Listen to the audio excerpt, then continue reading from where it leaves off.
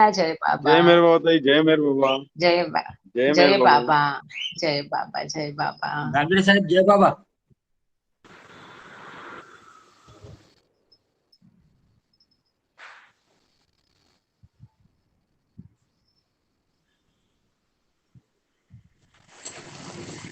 आहे वेळ अजून ना, एखाद मिनिट. जय बाबा। जय बाबा। जय बाबा। रेखा, जय बाबा। रेखा दीदी जय बाबा। जय बाबा। जय हाँ, बाबा। जय Baba. Thank you for information. अरे थैंक यू बाबा। जय बाबा, ऑलवेज वेलकम। अपन शुरू करते हैं। अवतार हाँ। मेहर बाबा मेहर की बाबा जय। की जय। अवतार मेहर बाबा मेहर की जय। बाबा की जय। अवतार मेहर बाबा मेहर की बाबा जय। की जय। Baba, please come and be with us. Please guide us and give us your darshan and sahvas. Today, this tiffin lectures will be read in English and explained in Hindi by Vidya Madam, Vidya Vedavalli from Bangalore. So I request Madam Vidya, please आप बाबा का छोटा prayer शुरू करके अपना reading शुरू कर सकते हैं। Thank you, thank you. जय बाबा। Jai Meher जय Baba. बाबा। जय Beloved Baba. God, help us all to love you more and more, and more and more, and still yet more, until we become worthy of union with you. And help us all to hold fast to Baba's Daman till the very end. Avatar Meher Baba ki Jai. Thank you all for inviting me today's session. आज के session में मुझे आमंत्रित करने के लिए मैं तहे दिल से मेहर कृपा जी का आभार प्रकट करती हूँ। हर एक बार जब मैं बाबा का रीडिंग करती हूँ, बाबा के किताबों का रीडिंग करती हूँ, बाबा की बात करती हूँ, तो पर्सनली मुझे बहुत अच्छा लगता है। कोशिश करूंगी कि सेशन आपके लिए भी इंटरेस्टिंग हो और बाबा की बात मैं ठीक से बाबा जैसे चाहते हैं उसी तरह मैं प्रस्तुत कर सकूं। तो आज हम रीडिंग कर रहे हैं मेहराबाद सैटरडे 26 जून 1926 टिफिन लेक्चर्स के बुक से। और ऑफ कोर्स मेरे पास है, तो मैंने बुक रखी है और इसी में से मैंने लिया है सब कुछ। पर थोड़ा सा मैंने बुक सब बिकॉज मैंने सोचा कि अगर पढ़ने को भी साथ में प्रेजेंटेशन भी रहता है तो समझ में आने के लिए आसान हो जाता है सबके लिए। उसके लिए मैंने इंग्लिश और हिंदी का ट्रांसलेशन करके एक छोटा सा प्रेजेंटेशन रेडी किया है आपके लिए। पर वर्ड टू वर्ड जो किताब में है उसी को लिया है और इसमें मैंने कुछ अपने से कुछ ऐड नहीं किया है, तो इसको आप प्लीज गौर करें। तो ये जो 26 जून 1926 का जो प्रसंग है वो यह एक कोट के साथ शुरू होता है और ये पेज नंबर 84 पर। और इसमें लिखा है कि the gate of truth is much higher than the gate of intellect. Oh, you lover of truth, only one who can keep his very life in his sleeve can kiss that higher state, Hafiz. ये coat जो है हाफिज का translated coat है और इसका Hindi translation है, सत्य का द्वार बुद्धि के द्वार से बहुत ऊंचा है। हे सत्य के प्रेमी, केवल वही जो अपने जीवन को अपने आस्तीन पर रख सकता है उस उच्च स्थिति को चूम सकता है, ऐसा हाफिज कहते हैं। इसमें दो चीज जो मैंने गौर करी है वो ये है कि एक है गेट ऑफ इंटेलेक्ट। तो पहले ये कहते हैं कि सत्य का द्वार जो है बुद्धि के द्वार से बहुत ऊंचा है। मतलब पहले तो बुद्धि का द्वार ही बहुत ऊंचा है। मतलब अगर कोई जिस बात को समझने के लिए हमें अभी ये आज जो हम वो रीडिंग करेंगे, यहाँ तक कि इसको भी समझने के लिए हमें कुछ बुद्धि की जरूरत है। अगर वो बुद्धि नहीं है हमारे पास, इनफैक्ट जो बाबा ने जो कुछ भी कहा है या जो कुछ भी गुप्त सीक्रेट नॉलेज जो है, गुप्त जो नॉलेज है उसको हमको प्राप्त करने के लिए भी हमें थोड़ा ग्रेस की जरूरत होती है कि हमारी बुद्धि हमारा साथ दे। तो बुद्धि का एक तो बुद्धि का गेट ही बहुत ऊंचा है, अभी उससे भी ऊंचा है सच्चाई का गेट जो है उससे भी ऊंचा है। ये बात मुझे इस पर्टिकुलर सेइंग में अच्छी लगी। और दूसरी बात कहते हैं, बाबा कहते हैं कि भगवत कहते हैं कि हे सत्य के प्रेमी, मतलब ये बात सत्य के प्रेमी के लिए है। अगर सत्य की आकांक्षा करते हो तो अपने जीवन प्राण को अपने हाथ में लेकर जियो, मतलब lay down your life for truth. इसका एक्सप्लेनेशन भी किताब में है। इसमें लिखा है, if you desire to aspire for realisation you should keep your life up your sleeve in your palm ready to be given away any moment। इसका translation है, यदि आप सत्य की प्राप्ति की अभीप्सा कर रखते हैं तो आपको अपना जीव प्राण, अपना प्राण अपने पल्लू में डालकर, मतलब ही सेइंग स्लीव, मतलब यहाँ पे पल्लू उसका ये आता है, में डालकर अपने हथेली में पकड़े रहना चाहिए ताकि किसी भी क्षण इसे त्यागने के लिए आप तैयार हो। इस व्याख्या से ये समझ में आता है कि रियलाइजेशन का जो सत्य का जो पाथ है, जो हम पथ पर चलते हैं, वो बहुत ही मुश्किल है। ये आसान लोगों के लिए, जो लोग सोचते हैं कि कोई चल पड़े और पहुंच जाएंगे, ऐसे लोगों के लिए नहीं है। जो अपने जीवन प्राण त्यागने के लिए तैयार हैं, वही लोग इस सत्य के रास्ते पर चल पाएंगे, ऐसा इस कोट से हमें समझ में आता है। अभी ये जीवन क्या त्यागना और जीवन कैसे त्यागते हैं और इसका क्या मतलब होता है, बाबा के ऑलमोस्ट सभी प्रेमियों को मालूम है कि ये बाबा के पथ पर चलना कितना कठिन है और जीवन प्राण त्यागने की बात का मतलब क्या है। तो उसको हम अलग से अभी उसका विश्लेषण नहीं करेंगे। आगे चलते हैं।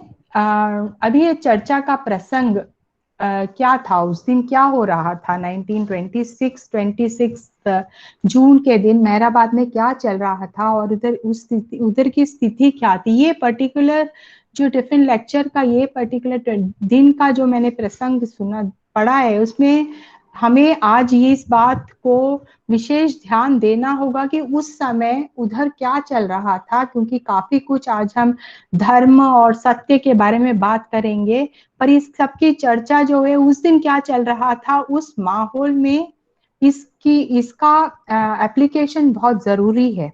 और पर बाबा की सब बात का जो है बहुत कुछ बाबा ने डेप्थ में समझाया है, तो वो बात जो उस दिन गुजरी थी वो आज तक हमारे लिए वो एप्लीकेबल है, मतलब वो आज भी हमको अप्लाई करती है कि उसका काफी मीनिंग है आज के जिंदगी पर भी हमें।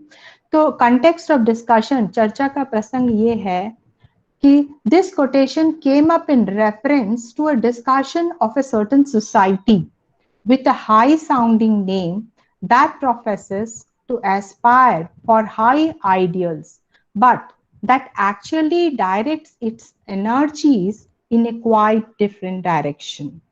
The supposedly universal creed to which it devotes itself is in reality fixed and narrow and insular.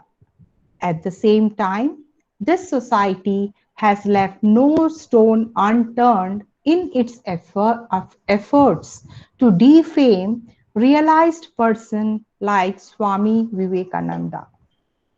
अभी इसका लाइन टू लाइन मतलब ये है कि यह उदाहरण एक विशिष्ट समाज जो कि थियोसॉफिकल सोसाइटी के बारे में था कि चर्चा के संदर्भ में आया, जिसका उच्च प्रसारित नाम है, जो उच्च आदर्शों की आकांक्षा का दावा करता है, लेकिन यह वास्तव में अपनी ऊर्जा को एक अलग दिशा में निर्देशित करता है।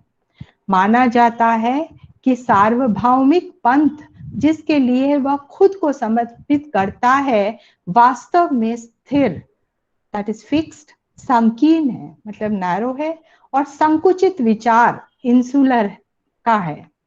साथ ही इस समाज ने स्वामी विवेकानंद जैसे जागरूक व्यक्ति को बदनाम करने के अपने प्रयासों में कोई कसर नहीं छोड़ी।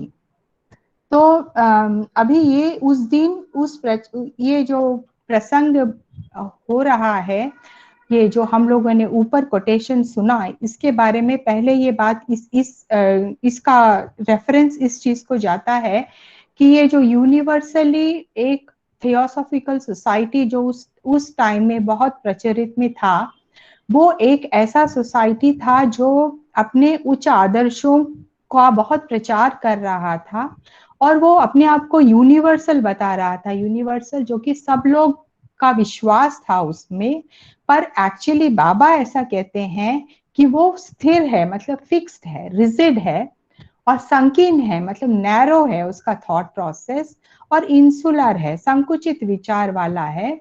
और उसने स्वामी विवेकानंद जैसे जागरूक व्यक्ति को भी बदनाम करने में प्रयास किया है। पर ये हम टिफिन लेक्चर्स में थियोसॉफिकल सोसाइटी जो तब बहुत प्रचलित में थी, उसके बारे में बाबा ने पहले भी संदर्भ में कहा है। इसके डिटेल में मैं अभी नहीं जाऊंगी, पर अभी थोड़ा आगे जाने के बाद हम उनके लीडर और उनके कुछ बात बारे में कुछ चर्चा करेंगे। आप किसी भी टाइम आपको लगता है कि आपको कुछ डाउट है तो आप प्लीज मुझे रोक के क्वेश्चन पूछिए, मैं कोशिश करूंगी कि मैं उत्तर दे पाऊं।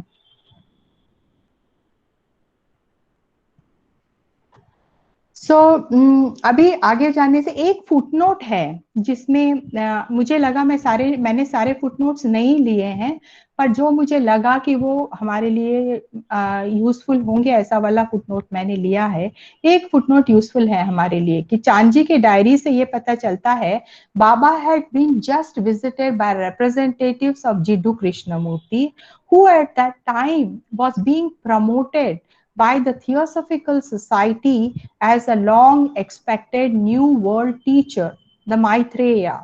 After their departure, Baba spoke about the Theosophists critically and at some length, comparing Krishnamurti unfavorably with Ramakrishna Paramahamsa and especially lambasting leading Theosophists for their fierce opposition to Swami Vivekananda, Ramakrishna's disciple and a true spiritual giant. What appears in the text of Tiffin lectures reproduced here is the distillation with most names removed from a much longer account in the diary.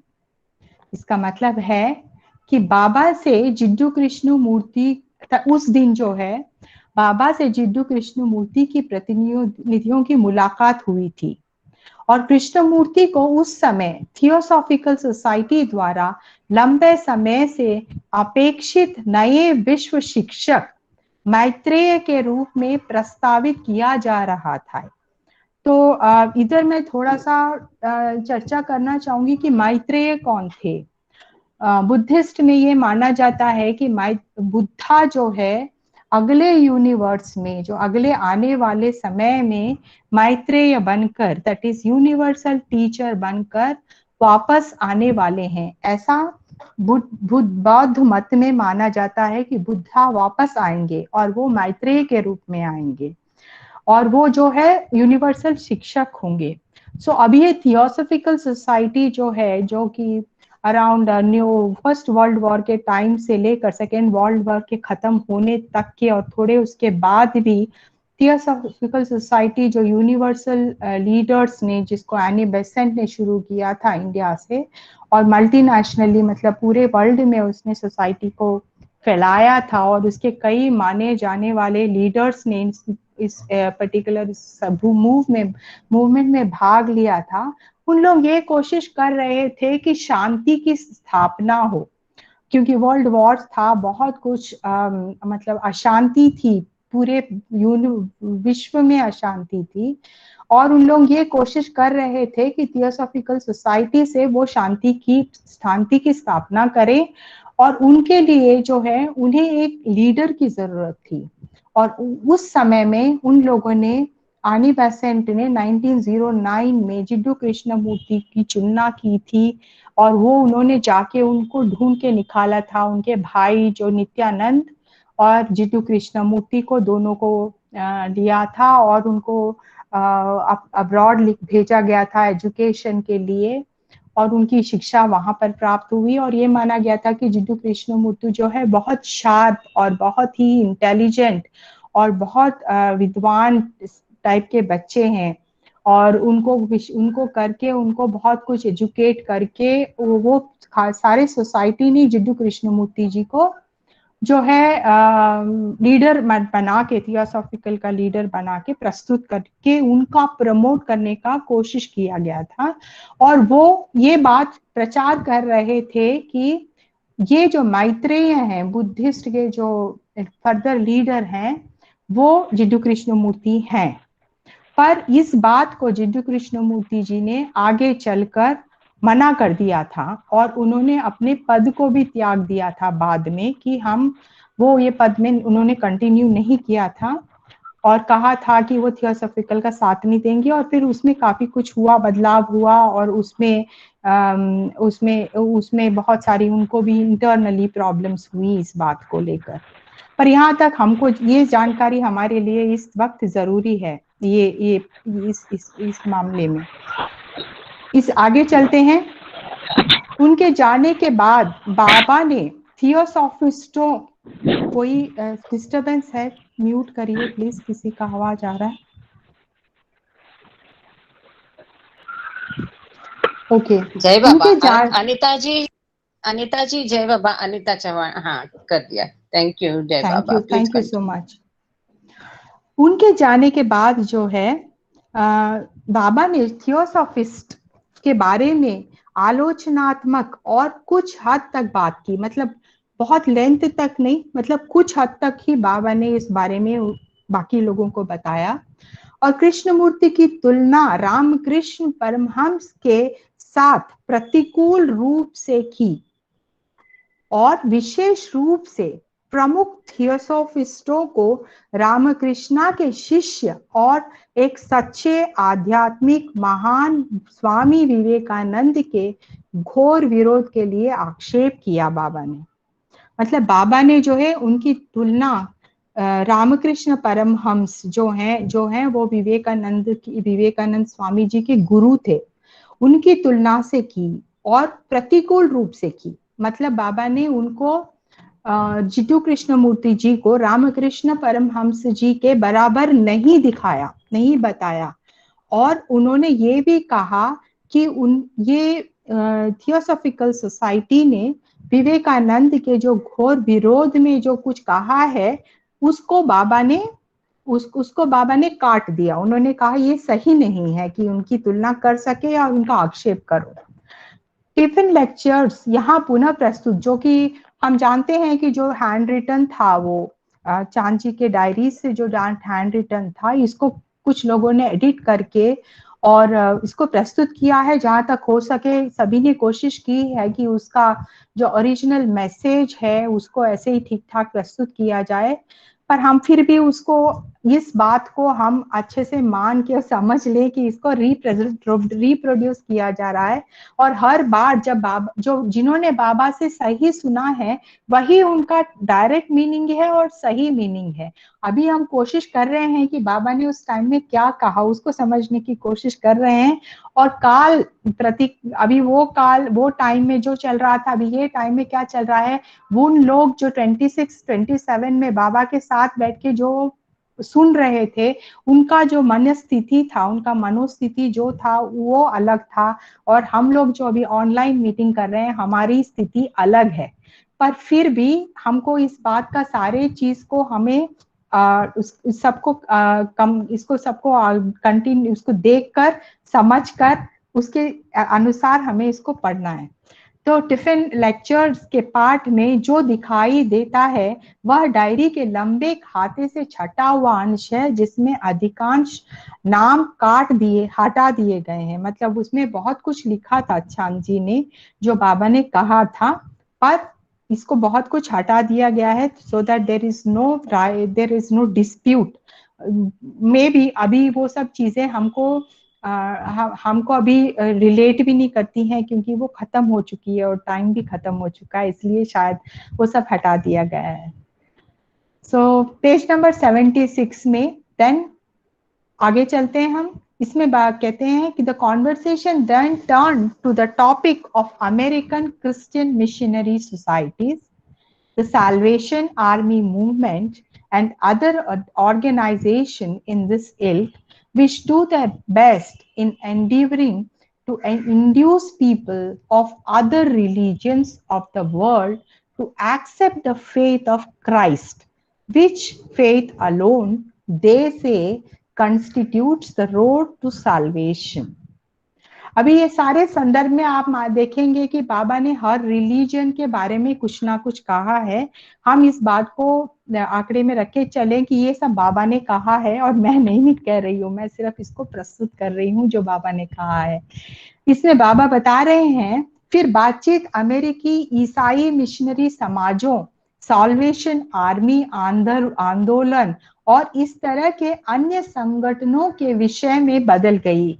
वे दुनिया के अन्य सभी धर्मों के लोगों को मसीहा के विश्वास को स्वीकार करने के लिए प्रेरित करने के लिए सर्वश्रेष्ठ प्रयास कर रहे थे। वे मानते और कहते हैं कि मसीहा अकेले ही मुक्ति का मार्ग है। अभी ये क्रिश्चियन मिशनरी की बात है जो कि लोगों को कन्वर्ट करने की कोशिश कर रहे थे और ये कह रहे थे कि और उन लोग बहुत पुश कर रहे थे और हर संभव प्रयास कर रहे थे कि जितना हो सके बहुत सारे लोगों को क्रिश्चियनिटी मत में शामिल करने के लिए वो जितना हो सके उन लोग वो बात को फैलाने के लिए और कन्वर्ट करने का प्रयास कर रहे थे। और वो ये मानते थे कि जो भी क्राइस्ट में मतलब मसीहा में जो विश्वास रखता है वही सर्वश्रेष्ठ है और वही उत्तम है और वही एक मुक्ति का मार्ग है। अभी ये बात जो है सच से रिलीजन की तरफ जा रही है। अब ये हम पढ़ेंगे कि देखेंगे कि ये जो सच जो पहले फर्स्ट कोट हम लोगों ने पढ़ा था, वो सच और धर्म, ये दोनों चीज को हमें अपने आंखों के सामने देखना चाहिए कि सच क्या है और धर्म क्या है। ये बात सुनने में बहुत मतलब लगती है कि हाँ हमें समझ में आ गई है कि सच अलग है और धर्म अलग है, और हम बाबा का काफी लिटरेचर पढ़ चुके हैं, सुन चुके हैं, जानते हैं हम कि सच अलग है, धर्म अलग है। पर जब उसका हमें आचरण करना होता है तो हम अक्सर धर्म के मार्ग में चलते हैं और कभी कभी सच को त्यागते हैं धर्म के मार्ग पर चलते चलते। और वो इसलिए होता है हमारे साथ क्योंकि सभी ऐसा करते हैं, हम भी ऐसा करते हैं और हम ये मानते हैं जो सब कर रहे हैं वही सही है। पर बाबा अकेले खड़े रहे एज एन आउटलायर और वो बताते रहे कि सच क्या है, धर्म क्या है, इसको प्रति क्षण हमें इसको अलग करके समझना चाहिए और हमें सच के मार्ग पर चलना चाहिए। ये बाबा का सारा ये आज का जो संदेश है इसी बात पर टिका हुआ है कि सच क्या है और धर्म क्या है। माना कि ये सारे धर्मों का जो विश्लेषण हम कर रहे हैं ये सारे एग्जाम्पल्स हैं, सारे उदाहरण हैं कि कैसे इसको बांटा गया है।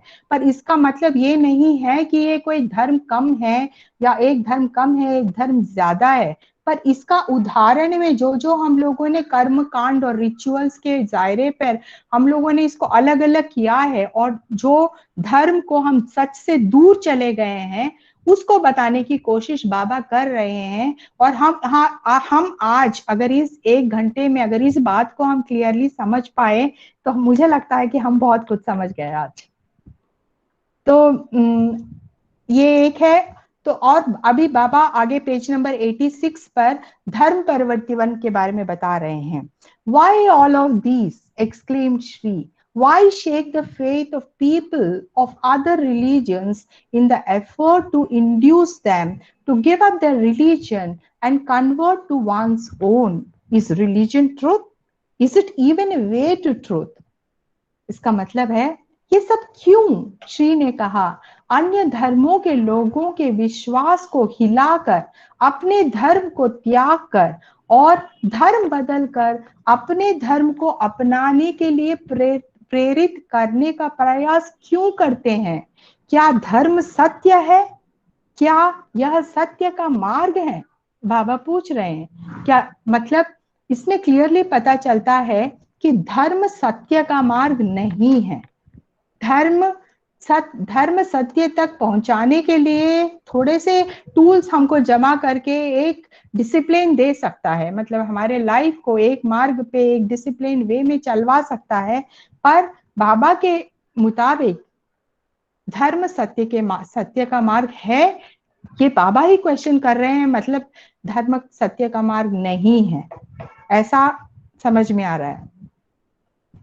Truth and religion, truth has nothing in the least to do with religion.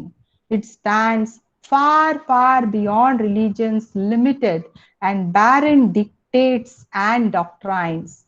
Truth lies in simply giving up Maya, especially Kam, Krodh, and Kanchan, lust, anger, and wealth. Anybody can aspire for and attain to it. Caste distinction and prejudices have no place there. बाबा कहते हैं सत्य का धर्म से कोई लेना देना नहीं है। यह धर्म के सीमित और बंजर हुक्म और सिद्धांतों से बहुत दूर है। यह मतलब सत्य धर्म के सीमित और बंजर हुक्म और सिद्धांतों से बहुत दूर है। सत्य केवल माया, विशेष रूप से काम, क्रोध और कंचन, मतलब काम को और धन को त्यागने में है। कोई भी इसकी आकांक्षा कर सकता है, इसकी मतलब सत्य की कोई भी इसकी आकांक्षा कर सकता है और इसे प्राप्त कर सकता है। जाति भेद और पक्षपात का वहां कोई स्थान नहीं है। तो इसमें बाबा समझाते हैं कि जो धर्म है, धर्म में जो कोर बातें, जो मूल बातें सिखाने वाली बातें थी कि लोग माया को दूर रखें और सत्य के मार्ग पर चलें, पर ऐसा नहीं हुआ है। पर सत्य वो है जो कि हमें माया, दैट इज काम, क्रोध, कंचन और को त्यागने में हमारी सहायता करे और इसकी उसको प्राप्त करने के लिए हमें हमारा मार्गदर्शन कर सके। इसमें जाति भेद और पक्षपात का कोई स्थान नहीं है। मतलब जैसे कोई रिलीजन में सिखाया जाता है कि कोई उच्च जाति के लोग हैं, कोई नीच जाति के लोग हैं, या कास्ट और क्रीड के इसमें डिवाइड कर दिया जाता है और ये कहा जाता है कि कुछ लोगों को सत्य जानने का हक है और कुछ लोगों को सत्य जानने का हक नहीं है। ये बाबा कहते हैं ये गलत है। सत्य के जानने में कोई पक्षपात नहीं है, इसमें कोई जाति भेद नहीं है, इसमें सभी का स्थान समान है।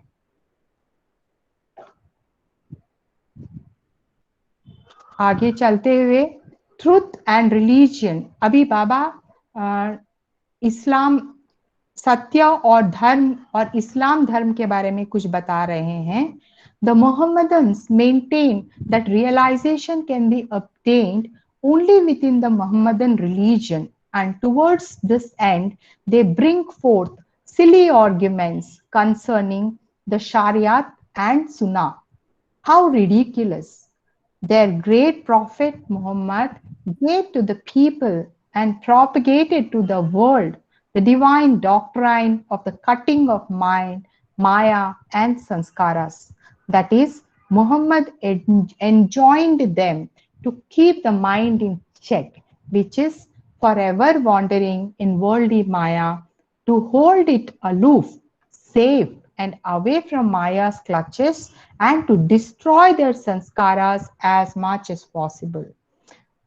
Failing to grasp the deep meaning of this divine doctrine given to them by their prophet, certain fine philosophical heads invented and preached the cutting of the skin instead of cutting of the mind, and the people blindly accepted and followed this teaching as if it had been given them by their own prophet. And now they lay particular stress and emphasis upon it. What an absurd reversal this is of the real and original doctrine which Muhammad had given to them. इसको हिंदी में हम translate करते हैं भी बाबा कहते हैं मुसलमान का कहना है कि बोध केवल मोहम्मदन धर्म के भीतर ही प्राप्त किया जा सकता है। बोध का मतलब है कि यहाँ पे रियलाइजेशन, गॉड रियलाइजेशन या जो सच है वो केवल धर्म के अंदर, उनके उनके ही धर्म में प्राप्त किया जा सकता है। और इस उद्देश्य के लिए वे शरीयत और सुन्ना के बारे में मूर्खतापूर्ण तर्क देते हैं। मतलब वो ये कहते हैं कि शरीयत और सुना करने से उनको सच की प्राप्ति होगी, उनको सच्चाई, उनको रियलाइजेशन मिलेगा। और बाबा इसको मूर्खतापूर्ण बताते हैं क्योंकि जो शरीयत और सुना है वो एक रिचुअल है। जैसे हम पूजा करते हैं, पूजा पाठ करते हैं, या हम ऐसे कोई भी रिचुअल करते हैं, उसी तरह शरीयत और सुन्ना भी है। बेहद बेहुदा है। उनके महान पैगंबर मोहम्मद ने लोगों को और दुनिया को मन, माया और संस्कार नष्ट करने के दिव्य सिद्धांत का प्रचार किया। बाबा कह रहे हैं कि पैगंबर, उनके जो महान पैगंबर मोहम्मद थे, उन्होंने एक्चुअली मन, माया और संस्कार नष्ट करने के बातों को बताया। मतलब जो उन लोग ये करते हैं, शरीयत और सुना करते हैं, वो एक ऐसा रिचुअल होगा जिसमें उनके पैगंबर ने मन और माया संस्कार को नष्ट करने का इंटरनल प्रोसीजर बताया, पर वो गुम हो गया। और जैसे हमारे पूजा में अभी फूल चढ़ाना, फल चढ़ाना एक रिचुअल हो गया है और उसका आंतरिक मीनिंग हम लोग भी नहीं समझ सके, उसी तरह शरीयत और सुन्ना में भी लोग रिचुअल कर रहे हैं, पर वो उसका आंतरिक मीनिंग क्या है जो मोहम्मद ने बताया उसको भूल गए हैं। अर्थात मोहम्मद ने उन्हें मन को नियंत्रण में रखने का आदेश दिया, जो कि हमेशा सांसारिक माया में भटकता रहता है। मतलब ये जो शरीयत और ये इनका बताया गया है, इससे इसको करने से मन का नियंत्रण हो सकता था। जो कि हमेशा माया में भटकता रहता है, उसका नियंत्रण हो सकता था। उसको छोड़ के हम रिचुअल में आ गए हैं। यह सब मन को अलग, सुरक्षित और माया के चुंगल से दूर रखने के लिए और जितना संभव हो सके उनके संस्कारों को काटने के लिए है। उनके पैगंबर द्वारा उन्हें दिए गए इस दैवीय सिद्धांत के गहरे अर्थ को समझने में विफल कुछ अच्छे दार्शनिक प्रमुखों ने त्वचा को काटने की विधि मन को काटने के बजाय का आविष्कार और प्रचार किया। मतलब जब इंस्टेड ऑफ मन को काटने को बोला बाबा ने कि माइंड को कंट्रोल रखो, अपने मन को काटो और उसको सही रास्ते में लेके आओ, इस जो मोहम्मद ने बताया उस रास्ते को उसको चेंज करके त्वचा को काटने की विधि की। मतलब अभी हम देखते हैं कि जब उनका एक रिचुअल होता है जहां पर वो जोर जोर से अपने आप को मारते हैं और काटते हैं, मतलब बहुत इतना खून बहता है जब उन लोग शायद मुहर्रम के दिन ऐसा करते हैं, जब जोर जोर से अपने आप को काटते हैं वो और अपने त्वचा को काट के खून का वो बलिदान देते हैं। पर उनके शायद मोहम्मद ने ये नहीं बोला था, उन्होंने बोला था कि अपने माइंड को कंट्रोल में रखो, मन को काटो, त्वचा को नहीं। और यही बाबा कह रहे हैं कि उसको चेंज करके ऐसा कर दिया है उसको। लोगों ने आंख मूंद कर इस शिक्षा को स्वीकार किया और इसका पालन भी किया, जैसे कि यह उन्हें उनके अपने पैगंबर द्वारा दिया गया हो। मतलब जो ये बात बदल कर उनके मत गुरुओं ने उनको ये चेंज कर प्रस्तुत किया होगा, इस बात को लोगों ने आंख मूंद कर मान लिया और उसका उन लोगों ने आचरण भी किया, जैसे कि मोहम्मद से उनको डायरेक्टली ये बात मिली हो। पर असल में ये बात क्या थी, इनकी समझ कोई करने की कोशिश नहीं कर रहा है, ऐसे बाबा कहते हैं। और अब वे इस विधि पर विशेष जोर और बल भी देते हैं। अब ना कि ये खुद करते हैं, पर ये सबको उसको प्रमोट करते हैं कि इसको और करो। मोहम्मद ने उन्हें जो वास्तविक और मूल सिद्धांत दिया था, उसका यह कितना बेतुका उल्टा निर्वाचन और आचरण है, ऐसे बाबा बोल रहे हैं। How beautiful. अब पेज नंबर 87 88 की ओर चलते हैं। तो बाबा अब सत्य और धर्म को पारसी धर्म के बारे में बता रहे हैं। Then again the Parsis generally say that the essence of religion all comes to the meaning of kasti, the sacred thread which they wrap around the waist and strike off, as it is called, as many times a day as possible. And then they go on to the deride non-believers of Zoroastrianism as Dharvans. See how they have reduced the ideals of their great religion to showy display and fancy ceremonial gestures. In giving his order in connection with the Kasti, their great prophet intended that they should strike off the dust accumulating every moment on their body and mind in the form of sanskaras. What the gesture signifies, in other words, is the striking off and the destruction of sanskaras. But the high priests, the Dasturs, and other scholars have misread and misrepresented this beautiful doctrine of their prophet. I think someone has to mute.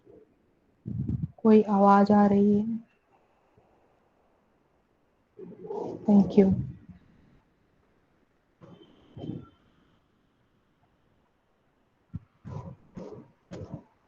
Okay.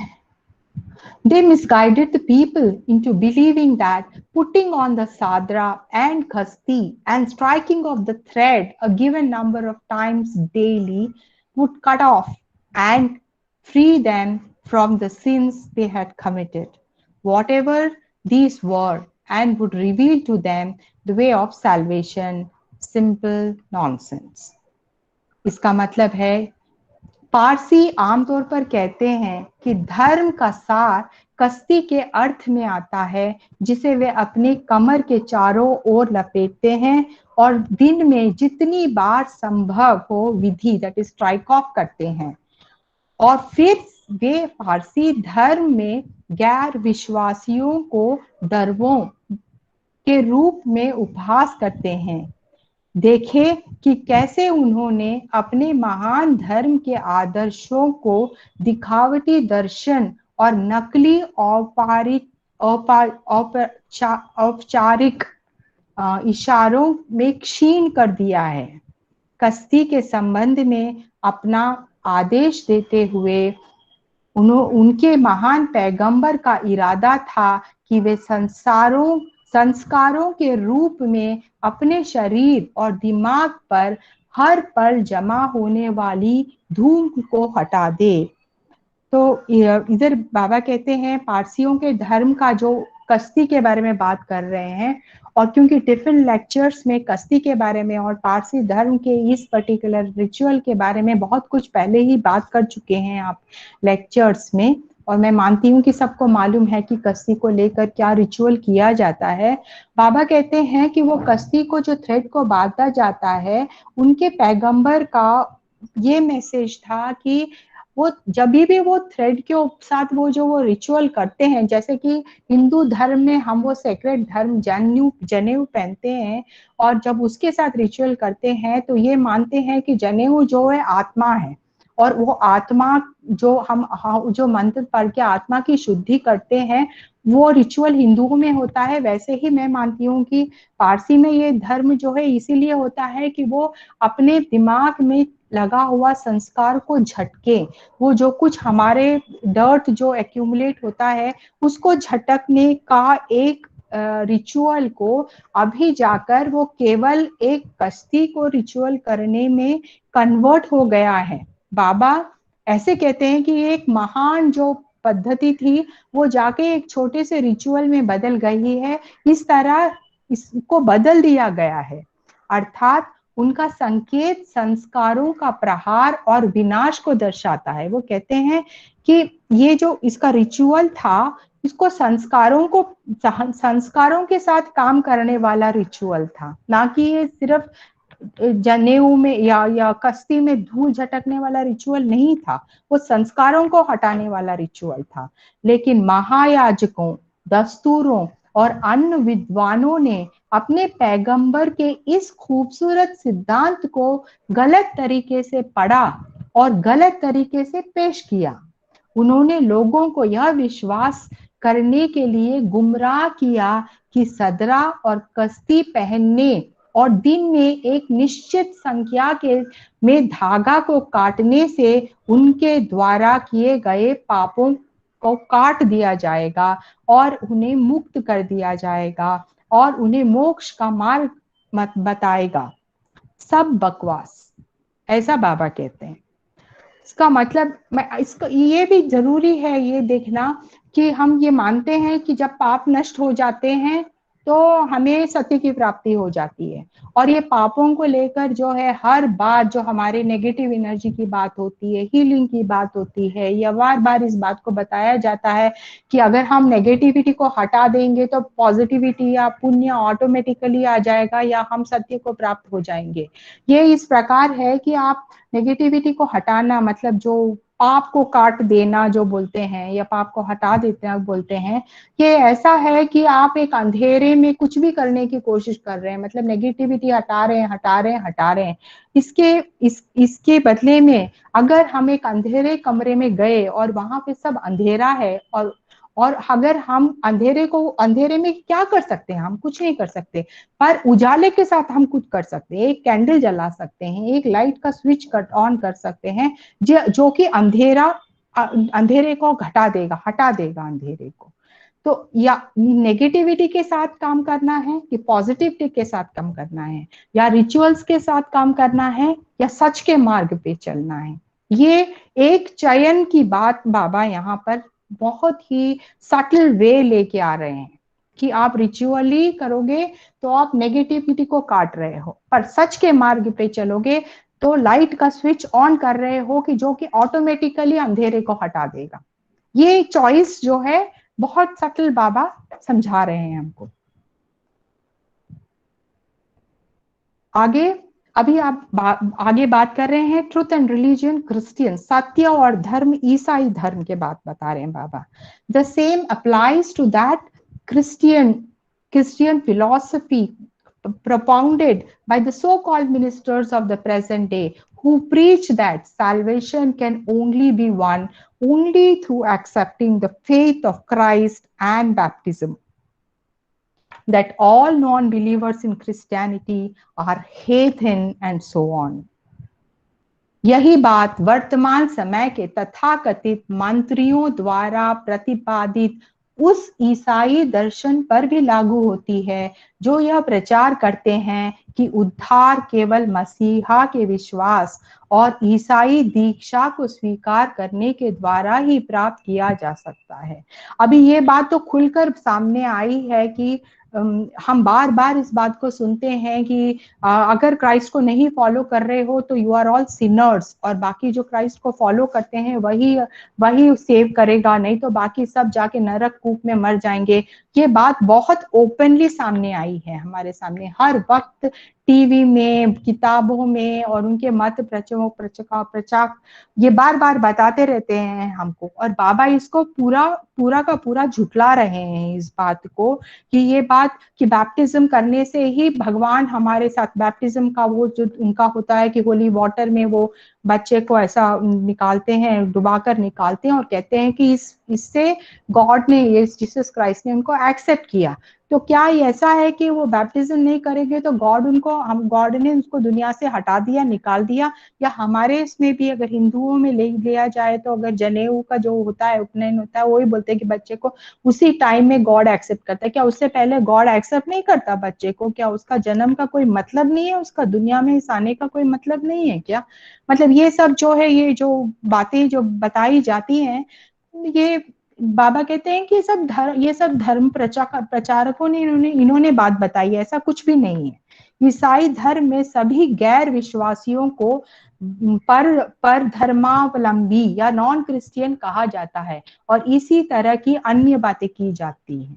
तो ये बाबा Christianity और धर्म और सच के difference को Christianity को लेकर explain कर रहे हैं इस बात को। आगे चलते हैं। अभी बाबा इसका सारांश दे रहे हैं। अभी 3 धर्मों के बाबा अलग अलग 3 धर्मों के बारे में बताया कि कैसे रिचुअल्स और सच का मार्ग कैसे अलग है। इसका अब हम आगे उसका सारांश पढ़ेंगे। What is all this nonsense which is happening in the sacred name of religion? Sorry, it is religion, it is not region. Shaking the beliefs of other people is, if not a sin, a weakness, indeed an expression of cowardice.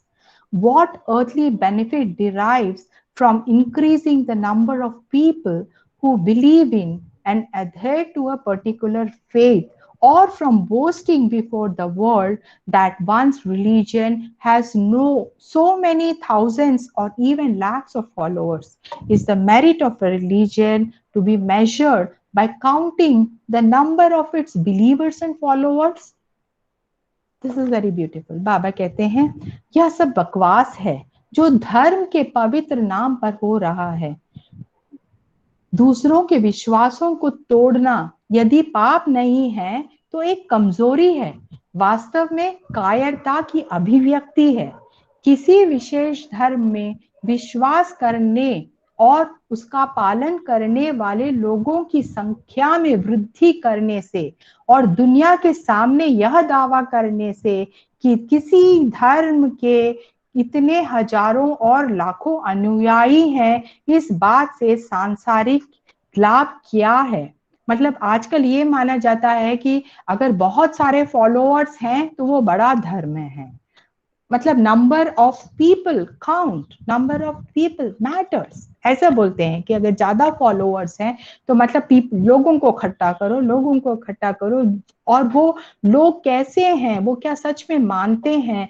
मैंने ऐसा देखा है कुछ धर्म, दो धर्म लोग धार्मिक जो एक धर्म का पालन कर रहे हैं वो विदेशी भी हैं। एक विदेशी धर्म को मैं अभी बता रही हूँ, जो डरते हैं कि अगर वो ये बोलेंगे कि वो मेहर बाबा फॉलोअर्स हैं, उनको काट दिया जाएगा, उनके दुनिया उनके सिटी में उनको काट दिया जाएगा। और वो इस बात का खुल के बता नहीं सकते हैं कि वो किसी और चीज को मानते हैं।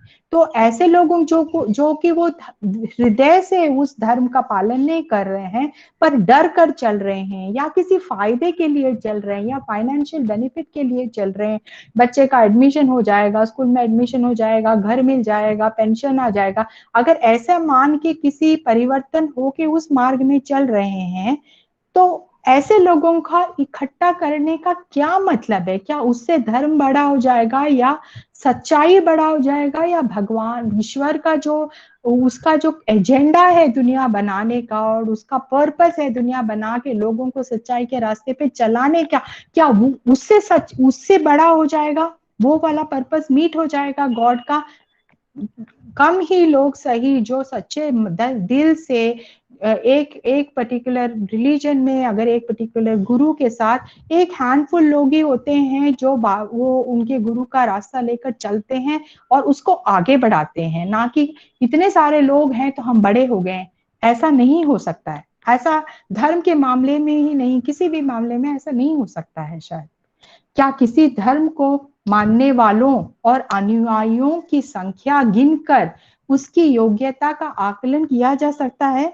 यही बात बाबा बोल रहे हैं जो मैंने अभी बोला। क्या number of people matter to decide the goodness of that religion?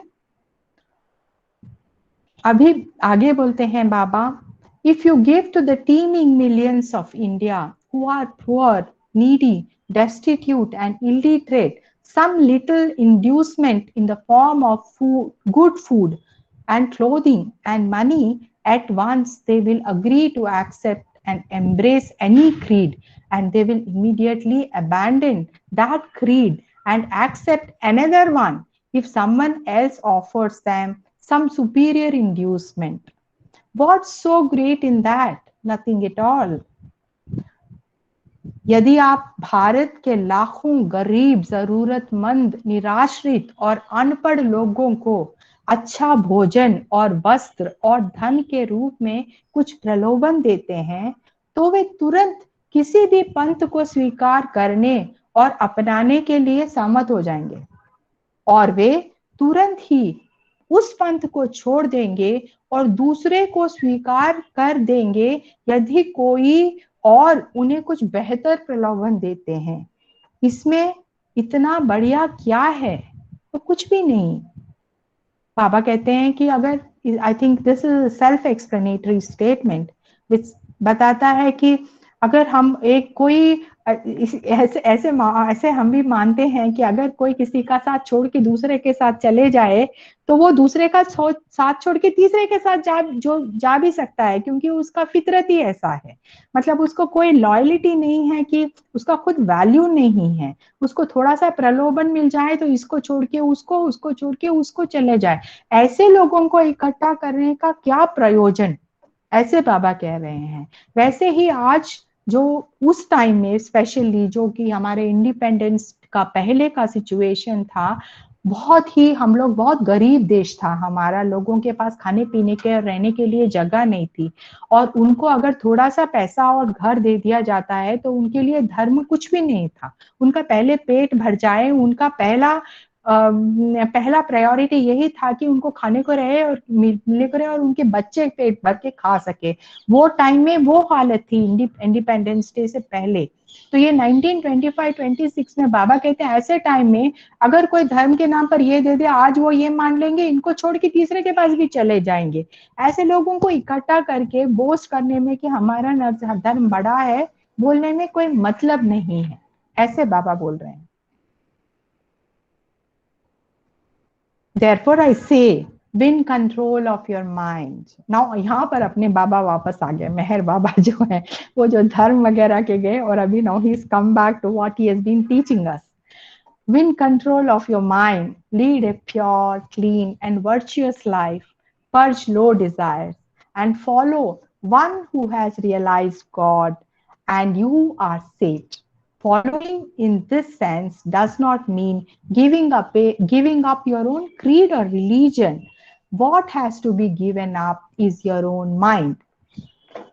इसलिए मैं कहता हूं, अपने मन पर नियंत्रण जीतो, रखो नहीं, जीतो। नियंत्रण जीतना पड़ता है, दिया नहीं जाता या लिया नहीं जाता है। मन जो है एक ऐसा, माइंड एक ऐसा चीज है जिसको आप जितना रिक्वेस्ट करते रहते हो कि यार कुछ तो हेल्प करो, नहीं होता है। मन के ऊपर जाके उसको ऊपर नियंत्रण जीतना पड़ता है। वो है मनोनाश, जो बाबा के ग्रेस से होता है, पर उसका 80% ऑफ द एफर्ट और 90% ऑफ द एफर्ट एक ह्यूमन बीइंग को अपनी तरफ से लगाना पड़ता है। इसके लिए बाबा ने यूज किया है जीतो word. Win control on your mind, not gate control on your mind. या अपने नियंत्रण रखो ने, नियंत्रण जीतो। एक शब्द, एक शुद्ध, स्वच्छ और सदाचारी जीवन व्यतीत करो।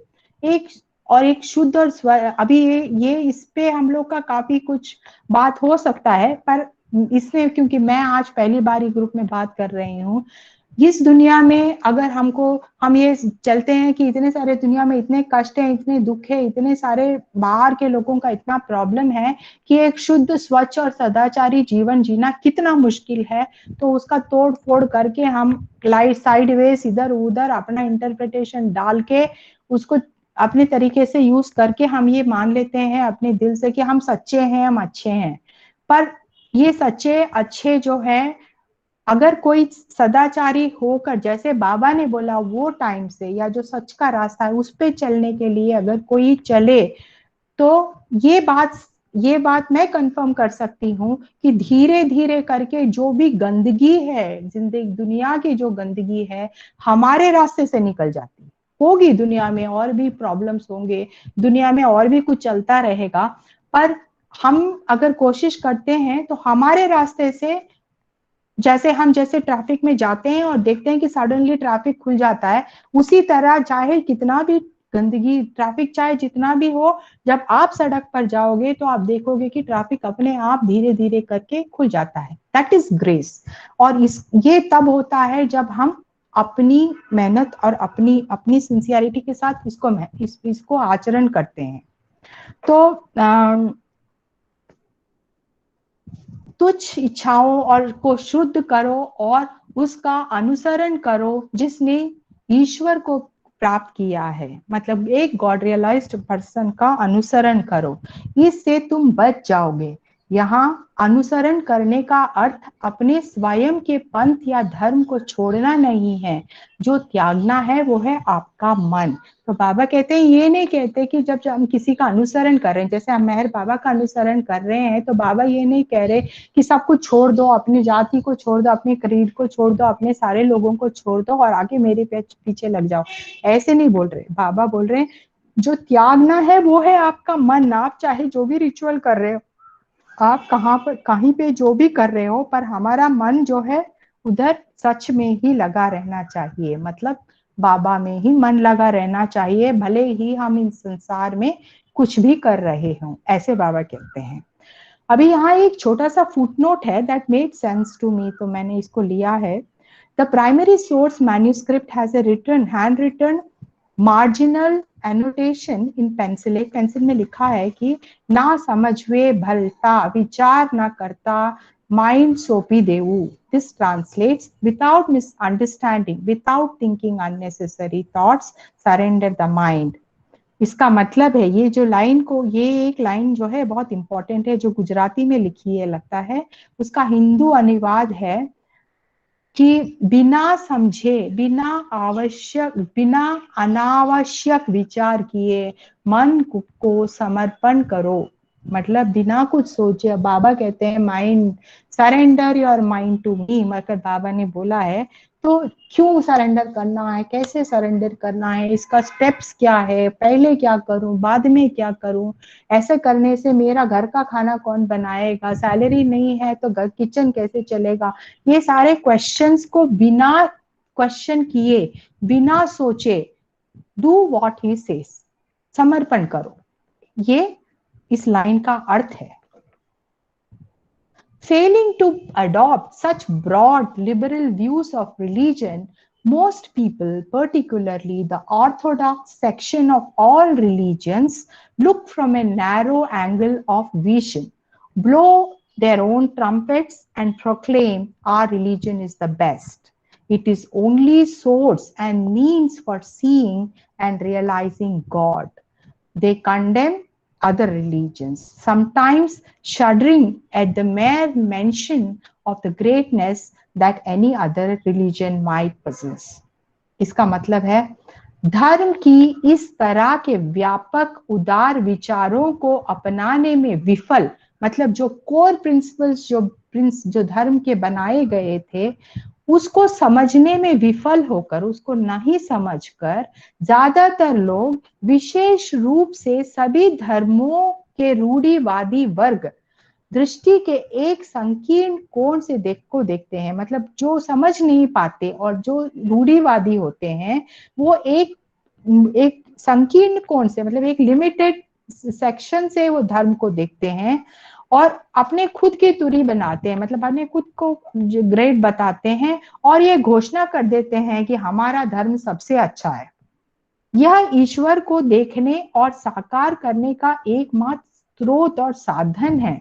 ये जो प्रॉफिट से एक रिलीजन बनता है, मतलब एक प्रॉफिट ने, जैसे बुद्धा ने मेडिटेट किया और उसने एक सर्टेन लाइफ लीड किया, उसके पीछे एक रिलीजन बन गया। राम ने एक लाइफ लीड किया, उसके पीछे एक रिलीजन बन गया। ज़ोरास्टर ने एक रिलीजन, उसके पीछे एक धर्म बन गया। पर वो जो कर रहे थे, वो प्रॉफिट जो लाइफस्टाइल फॉलो कर रहे थे, वो जो कुछ कर रहे थे, उसका एक आंतरिक मतलब था, उसको नहीं समझा, उसको रिचुअल्स में ले लिया। और बाबा कहते हैं वो सही तरीके से करने से वो एकमात्र स्रोत का साधन था, जो को ईश्वर को दिखाने का साधन था। और उसको छोड़ के जब ऐसा करते हैं तो वो कुछ और ही हो जाता है। वे अन्य धर्मों की निंदा करते हैं और कभी कभी केवल उस महानता के उल्लेख पर कांपते हैं जो किसी धर्म के में हो सकता है। मतलब अगर किसी अन्य धर्म में कुछ अच्छा बताया हो, उनके धर्म से कुछ अच्छा हो, तो वो उसको सहन नहीं कर पाते। वो मतलब it is a kind of jealousy और इट इज अनएक्सेप्टेबल कि हमारा धर्म ही अच्छा है तो उनके धर्म में कुछ अच्छा है तो वो उसको स्वीकार नहीं कर पाते, ऐसा बाबा कहते हैं। आगे, turning to the recent riots in Delhi, मतलब वो टाइम में दिल्ली में कुछ मतलब मतभेद को लेकर हिंदू मुस्लिम्स के बारे में, उसके बारे में बोल रहे हैं Baba. Turning to the recent riots in Delhi between the Hindus and the Mohammeds over such childish and trivial grievances as music played before mosque, श्री एक्सप्लेन। मस्जिदों के सामने संगीत के रूप में एक संगीत प्ले किया गया था मॉस्क के सामने, और उसका विरोध हुआ था, उसके बारे में बाबा बोल रहे हैं कि रूप में ऐसी बचकानी और तुच्छ शिकायतों पर हिंदुओं और मुसलमानों के बीच दिल्ली में हाल के दंगों की ओर मुड़ते हुए श्री ने समझाया। मतलब वो राइट्स को इंडिकेट करते हुए बाबा ने ऐसे कहा, these feelings of hatred and antagonism are due entirely to the narrow-minded and insular beliefs of the people of both of these religions. The Mohammedans believe that blowing off the heads of Kafirs who play music before the mosques is sacred duty, sawab, indeed, especially ordered by their religion, acting on such silly notions and misguided beliefs. They proceed to attempt to strike off the heads of Hindus who, likewise, led astray by religious fanaticism, try to blow off the heads of Muhammadans, Nastik Yavan, and thus many precious human lives are lost on both sides. इसका मतलब है नफरत और दुश्मनी के ये भावनाएं पूरी तरह से इन दोनों धर्मों के लोगों की संकीर्ण सोच और दो तरफा मान्यताओं के कारण है। मतलब दोनों लोग एक दूसरे को इतना नफरत करते हैं, और ये किसी एक का गलती नहीं है कि हिंदू मुस्लिम आपस में वो टाइम में झगड़ रहे थे। और बाबा कहते हैं कि ये दोनों लोग आपस में नफरत करते हैं और ये मानते हैं कि मुसलमानों का मानना है कि मस्जिद के सामने संगीत बजाने वाले काफिरों के सिर फोड़ना पवित्र कर्तव्य है।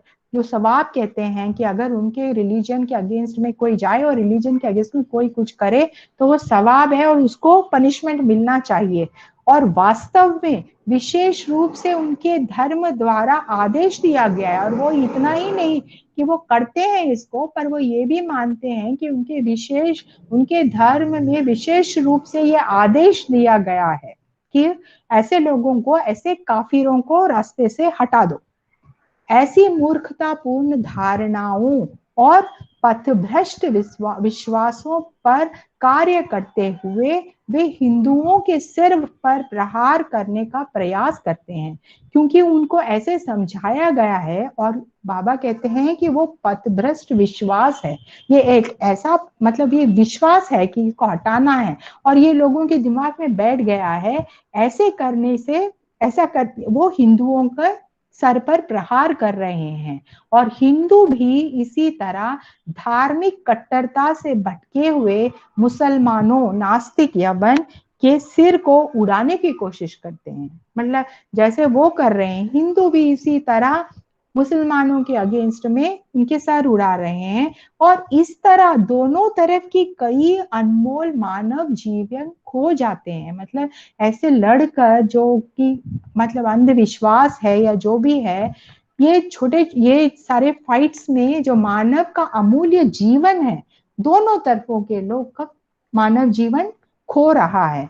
ये दर्द बाबा के आवाज से सुनाई देता है कि एक अवतार पुरुष जो कि सारे धर्मों को समान मानते हैं और सारे धर्मों को इक्वल कह रहे हैं, और उनको जब ये ऐसा दुख हो रहा है इस बात का कि क्यों भाई भाई लड़कर ऐसी जान दे रहे हैं और क्यों ये जानलेवा हमले हो रहे हैं, इस बात में, इस पैराग्राफ में हमें बाबा का दर्द दिखता है। What is this bloodshed in the sacred name of religion? What is true and real? What ought to be done in the name of religion?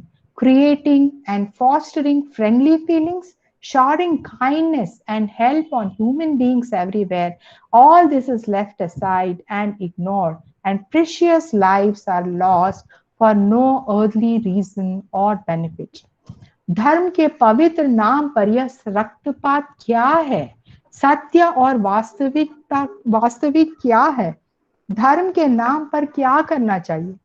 मैत्रीपूर्ण भावनाओं को पैदा करना और बढ़ावा देना, हर जगह इंसानों पर दया और मदद करना, यह सब छोड़कर और नजरअंदाज करके कई कीमती जीवन बिना किसी सांसारिक कारण या लाभ के खो रहे हैं।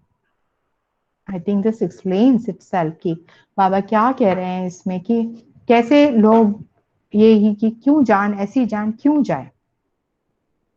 What a time we live in, this Kali Yuga, such barbarous, brutal bloodshed for the sake of religion on the one hand, and on the other, this so-called avatar, forced to play that role while prejudices ran rampant around him. अभी ये again वो जिडू कृष्णमूर्ति की तरफ बोल रहे हैं कि उनके संदर्भ में ये अगेन कह रहे हैं कैसा है ये कलयुग, हम कैसे समय में जी रहे हैं। धर्म के इस तरह के बर्बर क्रूर रक्तपात एक तरफ है, तो दूसरी तरफ है यह तथाकथित अवतार। यहाँ पर बाबा कृष्णमूर्ति की तरफ बोल रहे हैं कि यह जो तथाकथित अवतार है उस भूमिका को निभाने के लिए मजबूर है, जबकि उसके चारों ओर पक्षपात प्राप्त है।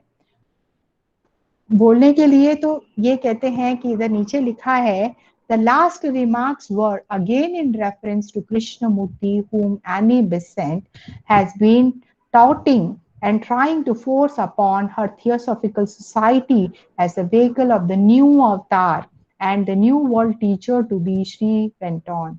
ये अंतिम टिप्पणियां फिर से कृष्णमूर्ति के संदर्भ में थी, जिन्हें एनी बेसेंट अपने थियोसॉफिकल सोसाइटी नए अवतार के वाहन और कृष्णमूर्ति के उद्भव होने वाले नए विश्व शिक्षक के रूप में बल देने की कोशिश कर रही थी। श्री आगे बढ़े। तो इसमें प्रीवियस उसमें अगर हम एक तो वो उनकी तरफ बोल रहे थे कि एक तरफ से इनको टीचर बना दिया, पर उनके अगल बगल इतने सारे चीज चल रहे हैं, तो ये बेचारा अवतार क्या करे। पर यही चीज जो है मतलब अभी हम समझें तो अवतार अगर ऐसे सब हम लोग रिलीजन के नाम पे फाइट कर रहे हैं, इवन रियल अवतार भी, अगर अवतार मेहर बाबा भी क्या करें अगर लोग ऐसे सब बिहेव करेंगे। मैं इसको उन्होंने कृष्णमूर्ति जी से कहा है, पर मैं ये भी सोच रही हूँ कि अगर हम धर्म के नाम पे ऐसे सब लड़ रहे हैं तो कोई भी अवतार बेचारा क्या करे। What poor judgment and silly tendencies prevail on the minds of the masses of people nowadays.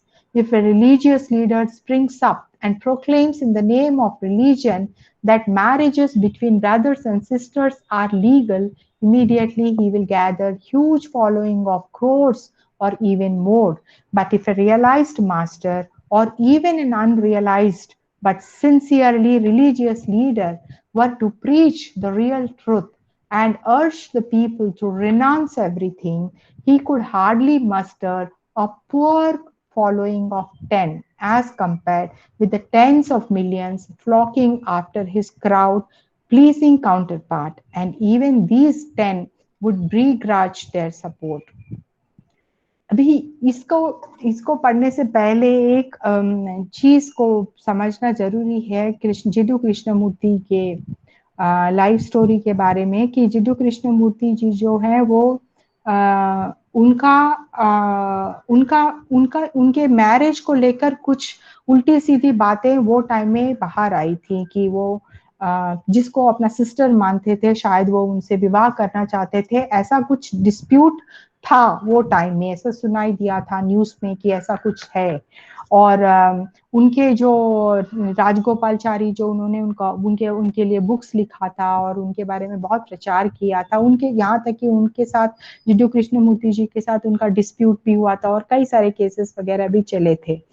तो इस बात को भी रेफर करते हुए यहाँ पर बाबा कुछ कह रहे हैं कि क्या घटिया निर्णय और मूर्खतापूर्ण प्रवृत्ति आजकल लोगों के मन में व्याप्त है। यदि कोई धर्म गुरु उठ खड़ा होता है, वह धर्म के नाम पर यह घोषणा करता है कि भाइयों और बहनों के बीच विवाह वैध है, तो वह तुरंत करोड़ों या उससे भी अधिक की बड़ी संख्या के लोग इकट्ठा करता है।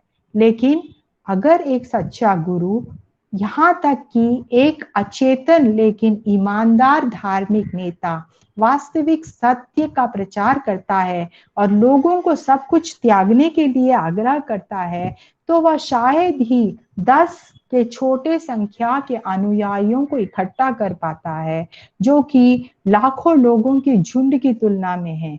इस भीड़ सामुदायिक समकक्ष है और यहाँ के 10 की भी उनकी समर्थन को कतराते हैं।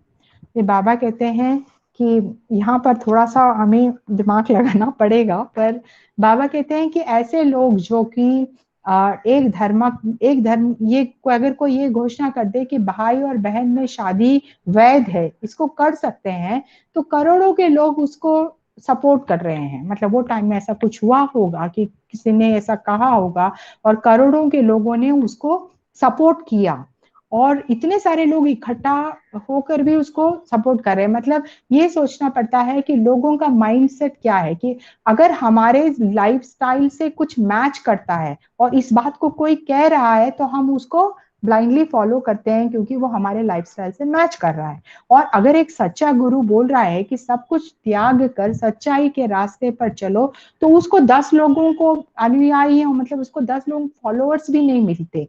और ये फॉलोअर्स जो हैं, लाखों लोगों के फॉलोअर्स जो कि रॉन्ग सिस्टम में जा रहे हैं, उसके अगेंस्ट में ये 10 लोग बेचारे खड़े हैं। मतलब लाखों लोग एक तरफ और ये 10 सच्चे अनुयायी एक तरफ। इनके झुंड के सामने ये 10 लोगों का सामना होता है और ये 10 अनुयायी और ये जो इतने लाखों लोग हैं, ये इतने स्ट्रांग हैं। मतलब वो टाइम में ये थियोसॉफिकल सोसाइटी में इतने स्ट्रांग पर्सनालिटीज थे कि उनके पास वेल्थ भी था, पावर भी था।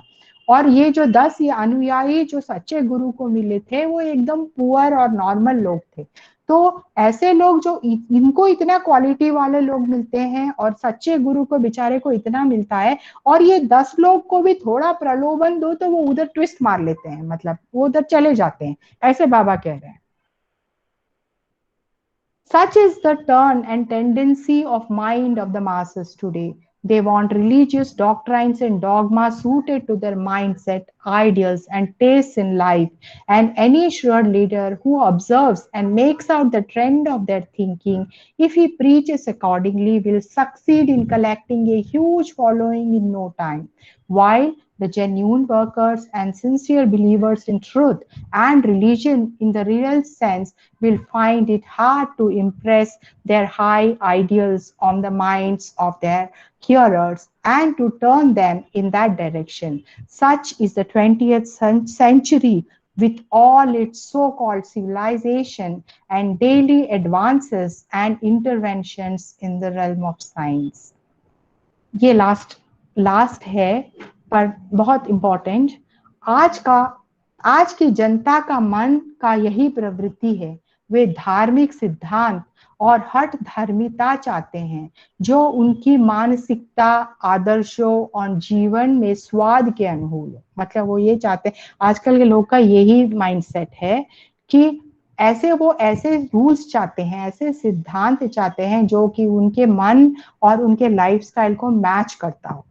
कोई भी चतुर नेता जो उनकी सोच की प्रवृत्ति को देखता है और समझता है, यदि वह उनके अनुसार प्रचार करता है। आजकल भी हमारे साथ कई सारे गुरु हैं जो हमको हमारे माइंडसेट के हिसाब से बताते हैं, okay you are stressed out, no problem, just go relax, chill and do this, बल्कि हमको सॉल्यूशंस देते हैं।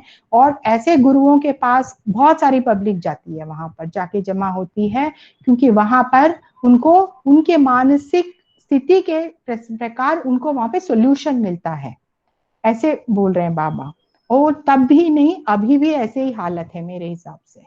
वह उसके अनुसार प्रचार करता है तो कुछ ही समय में एक बड़ा अनुयायी इकट्ठा करने में सफल हो जाता है, जबकि सच्चे कार्यकर्ता के लिए सत्य और धर्म में सच्चे विश्वासियों को वास्तविक अर्थ में बताना, अपने उच्च आदर्शों को अपने श्रोताओं के मन में बिठाना और उन्हें उस दिशा में मोड़ने में कई कठिनाइयों का सामना करना पड़ता है। मतलब एक सचेत कार्यकर्ता को अपना एजेंडा, मतलब उसने जो सच्चा मार्ग दिखाना है उसको बता के उस पे चलाने के लिए उसको कितने मुश्किलों का सामना करना पड़ता है।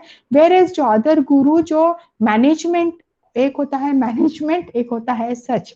सो आजकल हम मैनेजमेंट गुरुओं की बात सुनते हैं कि मैनेजमेंट, अगर हमको मैनेजमेंट गुरु बता दे कि एंगर मैनेज कैसे करना है, लस्ट कैसे मैनेज करना है, तो हम वो उधर हम ज्यादा जाते हैं। और जो सच्चाई वो बोल रहे परमानेंट सॉल्यूशन आपको ये करने से मिलेगा, और वो परमानेंट सॉल्यूशन है ईश्वर प्राप्ति, सच। उसके लिए वो चीज बताने के लिए एक गुरु को बहुत कष्ट उठाने पड़ते हैं। यही 20वीं सदी है। अपने सभी तथाकथित सभ्यता और विज्ञान के क्षेत्र में दैनिक प्रगति और आविष्कारों करता हुआ, एक एक्सक्लेमेशन मार्क के साथ ये चैप्टर खत्म हुआ है कि इट लुक्स लाइक, या like see how the world is like, देखो दुनिया कैसी है। हम ऐसी दुनिया में जी रहे हैं जहाँ पे साइंस भी है, आविष्कार भी है, लोगों की उन्नति भी हो रही है, पर किस दिशा में हो रही है। ऐसे कहते हुए बाबा ये पर्टिकुलर चैप्टर एंड होता है इसका। यहाँ मैं रुकती हूँ, ये एंड है। Thank you so much. अवतार महल बाबा की जय। अगर कोई क्वेश्चन आंसर है तो हम एक 5-10 मिनट ले सकते हैं क्वेश्चन आंसर, फिर हम एंड कर देंगे सेशन का।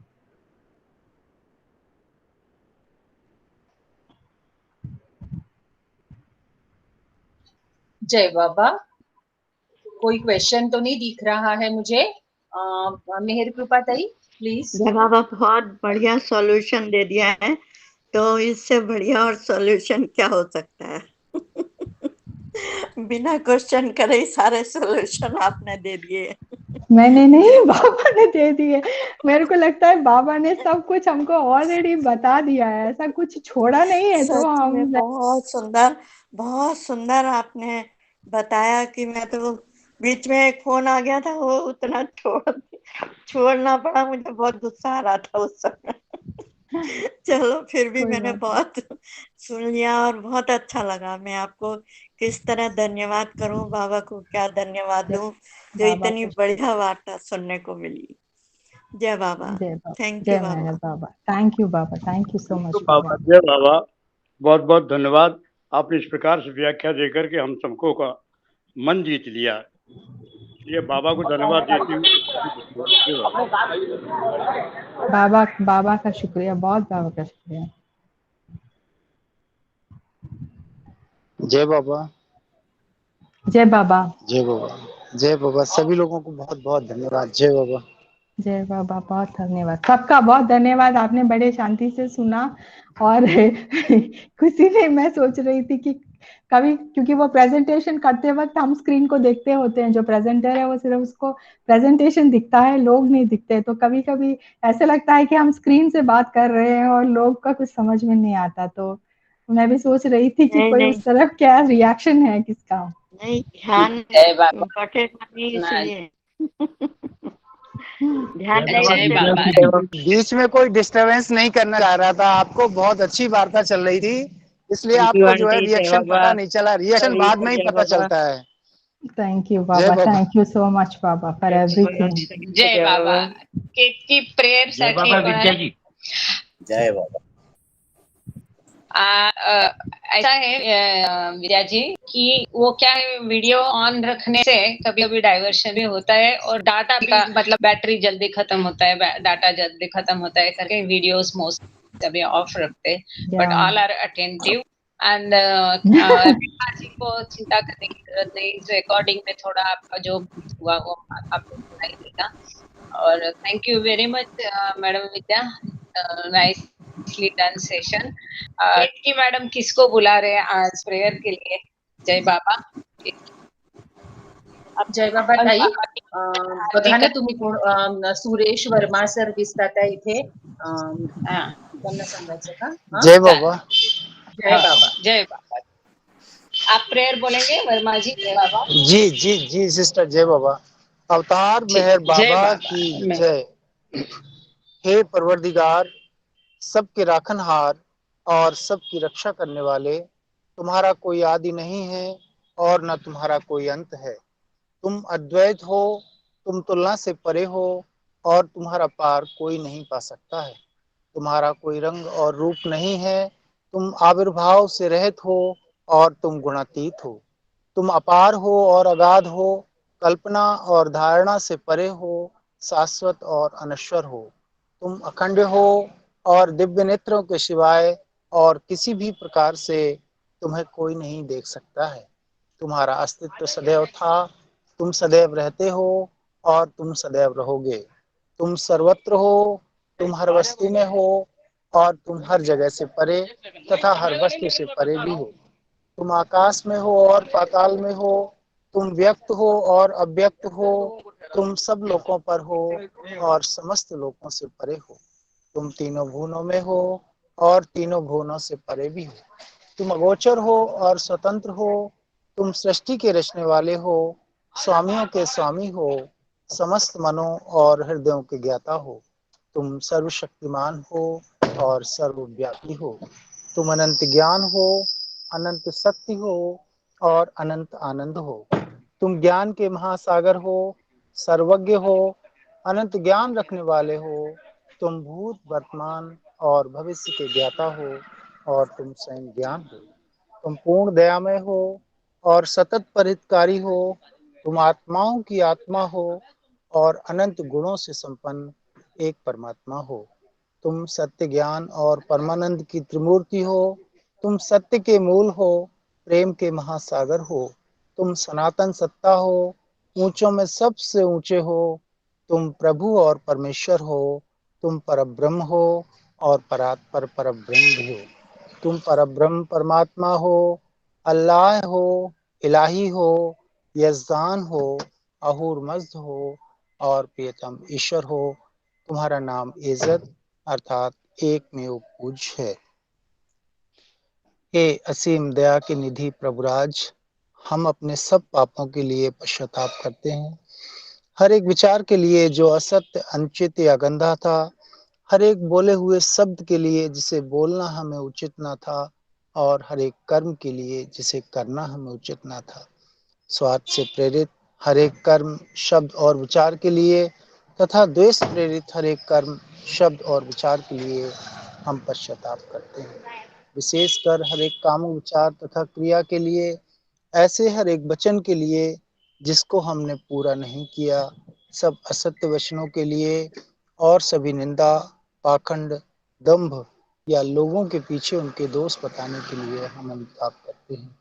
और खासकर दूसरों का नाश करने वाले हर एक कर्म के लिए, दूसरों को दुख देने वाले हर एक शब्द तथा कर्म के लिए तथा दूसरों पर दुख गिरने की इच्छा करने के लिए हम अनुताप करते हैं। हे प्रभुराज, आप हम पर असीम दया करके हमारे किए हुए पापों को क्षमा कीजिए और वैसे ही आपकी मर्जी के अनुसार विचार करने में, बोलने में तथा कार्य करने में जो हमारी असमर्थता सदा रहती आई है, उसको भी क्षमा कीजिए। यही हमारी आपसे प्रार्थना है। प्रियतम परमात्मा, हमारी ऐसी सहायता कर कि हम तुझसे अधिकाधिक प्रेम करें और अधिक और अधिक और फिर भी उससे भी अधिक प्रेम करें, जब तक कि हम तुझमें मिलकर एक हो जाने के पात्र न बन जाएं। और तू हम सबकी ऐसी सहायता कर कि हम अंत अंत तक बाबा का दामन दृढ़ता से पकड़े रहें। अवतार मेहर बाबा की जय। अवतार मेहर बाबा की जय।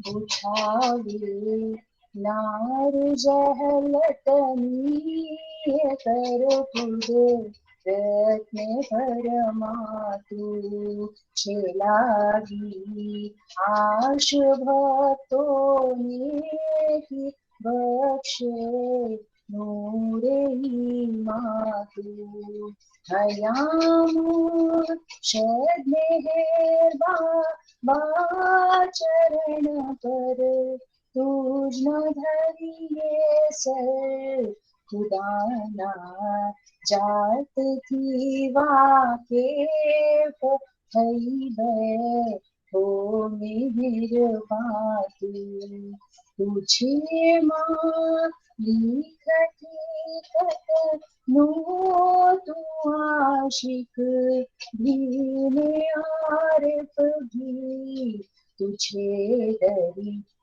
यार वैबत मारे फतनो कोई तूफान तू हमू रहे रवने सानेक बख्श जे ज्ञान ही जगनु के तू पर महात्मा ज्ञानी छने मुख धारे रपातु खुदाना प्रेमनो प्यालो पिलावी मस्त हमने कर छे तुझ पर जान सदके साकिया आपीर पयमातु हमारी नाव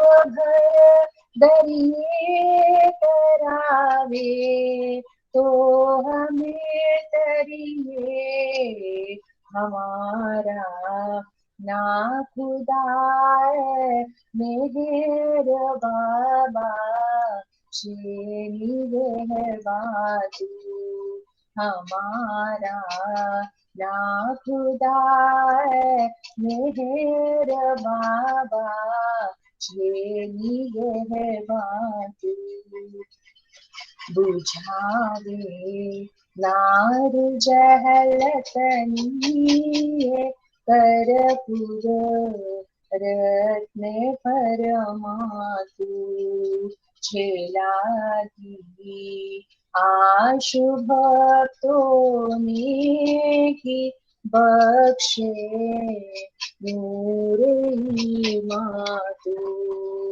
अवतार मेहर बाबा की जय अवतार मेहर बाबा की जय अवतार मेहर बाबा की जय जय बाबा थैंक यू बाबा जय बाबा जय मेहर बाबा जय मेहर बाबा जय बाबा बेटू जय बाबा